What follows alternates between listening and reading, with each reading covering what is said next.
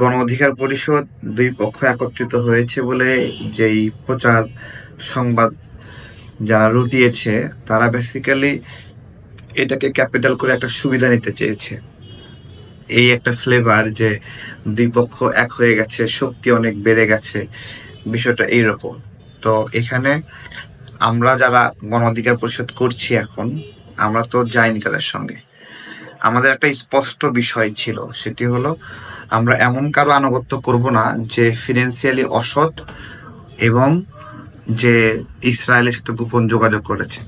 আমরা যে আঘাতটা পেয়েছি এই ঘটনা প্রকাশিত হওয়ার পরে, আমি তো মনে করি শুধু আমরা আঘাত পাইনি, বাংলাদেশের প্রত্যেকটা জনগণ আঘাত পেয়েছে। এই দলের যে সকল কর্মী নুরুল হক নূরের সঙ্গে আছে তারা কি আঘাত পায়নি?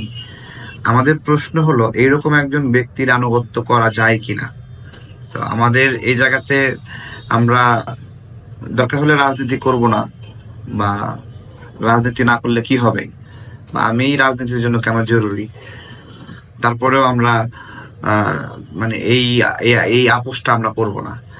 এটা আপনার হলো খুব একটা ক্রাইম করেছে গণ অধিকার পরিষদের। আমরা যে অংশ কাজ করি, আমাদের স্পষ্ট বয়ান এবং ন্যারেটিভ আছে আগ্রাসন বিরোধী লড়াই।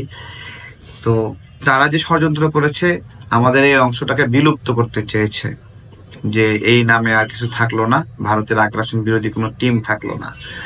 তো এই ষড়যন্ত্রের কারণে আমরা ক্ষতিগ্রস্ত হয়েছি, ভালো ক্ষতিগ্রস্ত হয়েছি।